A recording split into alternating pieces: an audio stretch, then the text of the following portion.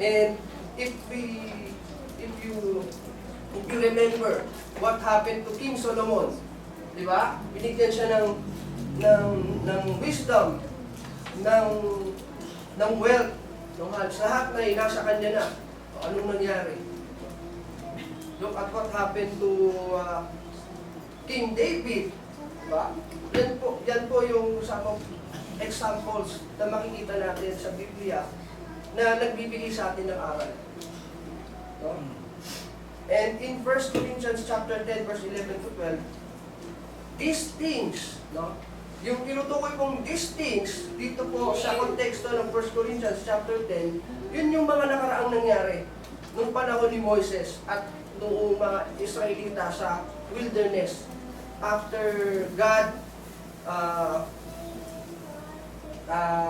freed them, no, from the captivity of Egypt. These things, sabi ni Apostol Pablo, happened to them as examples and were written down as warnings for us. So, ito po yung babala na kung ano yung mga nangyaring masasama sa kanila, yung mga pagkakamaling ginawa nila ay magpistulang babala sa atin para maiwasan natin sa panahon natin ngayon. Na kung ano man yung nangyaring, what happened to them, hopefully will not happen to us in our time. Yung masasamang pangyayari. On whom the culmination of the ages has come, so if you think you are standing firm, be careful that you don't fall. Kaya may babala si Apostol Pablo na mag-ingat tayo sa ating panahon. No? Na hindi tayo matumba, hindi tayo mabuwal, hindi tayo magkamali sa parehas na kasalanan o pagkakamali nagawa nung nakaraan. So, to answer that question, we study their experience so that we can recognize the same dangers in our lives and avoid repeating their mistakes. So, yun po yung aral. That is the value of reading the Bible. No? Walang pwedeng hindi basahin dito, even the Old Testament, because it teach us, it encourage our faith, para tayo ay maturuan at tumibay, lumakas ang ating pananampalataya. So, let's go to our text. Revelation chapter 2 verse 1 to 3, sabi ni Apostol Pablo, to the angel of the church in Ephesus, write this. So, yan po angel. So, by its context, ang Greek word po ng angel po dyan, mga kapatid, is angelos. Meaning, alam ko naman siguro po, pag nila tayo, messenger. When we read angel in the Bible, it means messenger. So, Apostle Paul addressing to the messenger in this church, of this church, this particular church. No, yung kanilang tagapamahala, yung kanilang messenger, o maaaring yung kanilang elder, kanilang pastor, no? Sabi sa kanyang vision. To angel of the church in Ephesus, write this. These are the words of him who holds the 7 stars in his right hand and walks among the 7 golden lampstands. No? Kung we are going to imagine, ganito po yung vision na nakita ni Apostle John. Sabi niya, write this, these words of him who holds the 7 stars in his right hand and walks among the 7 golden lampstands. So yan, makikita niyo po sa Revelation chapter 1 verse 12 to 6, ganito po yung description na nakita or dinescribe ni Apostle John sa kanyang vision. No? Then I turned to see the voice that was speaking to me, and on turning I saw 7 golden lampstands. And in the midst of the 7 lampstands, there is one like a son of man, no? Clothed with a long robe and with a golden sash around his chest. No? So, wala naman po iba. Kung yung tinutukoy na Son of Man, walang iba kundi yung ating Panginoong Kristo. Na sa kanyang paligid ay yung 7 lampstand, yung 7 candelabra. And those represents the 7 churches of Asia.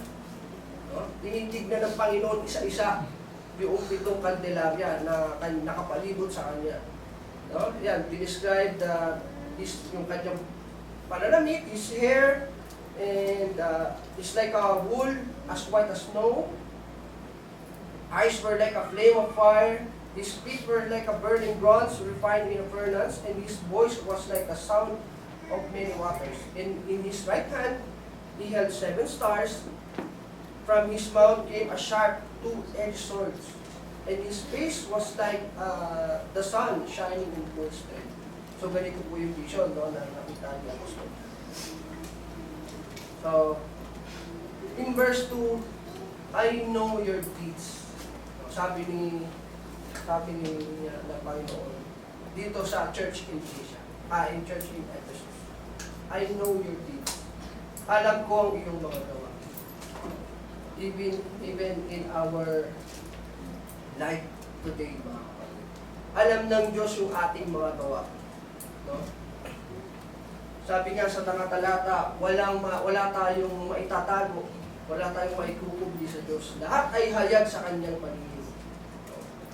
Maaaring yung ating mga kapatid, tayong mga kapatiran, pwede natin itago. No? Pero kaya natin itago yung ating mga secrets, even in our family, in our husband and wives, in our friends, we can itago yung ating secrets. But sa Diyos, alam niya ang gawa ng bawat iglesia, even the church in Dimus. Alam niya ang ating mga gawa. Alam niya ang ating paghihirap, alam din niya ang ating mga ginagawa. Sabi dito, your hard work and your perseverance. No? Pagkatapos niyang sabihin sa church in Ephesus na alam ko ang inyong mga gawa, your hard work and your perseverance. No? Yung kanilang paghihirap at yung kanilang pagtitiis. Alam ng Diyos yan. No? So napakagaling po pala ng iglesyang ito. Isa itong magandang example na church, no? Because of their hard working and their perseverance. They are persevere. I know that you cannot tolerate the wicked people. No? Ito pa yung isa nilang karakteristik. Hindi nila hinahayaan. No? They don't tolerate the wicked or the evil people. Ayaw nila sa masama. No? Kaya ang galing, no? Napakagandang karakteristik. And sabi pa doon, and that you have tested those who claim to be apostle but they are not. No? They are knowledgeable, they can able to identify who are the false prophet. No? Nakabantay sila sa mga taong nagsasalita ng salita ng Diyos, kung tunay bang mga apostol or tagapagsalita ng Diyos. No? Kaya, bukod dun sa kanilang hardworking, hindi nila gusto yung masasamang tao, they also knowledgeable. No? Hindi naman po nakapagtataka dahil si Apostol Paul po ang nag-establish ng church na ito. And we can read in Acts 20 that everything Apostle Paul was not then everything, you know.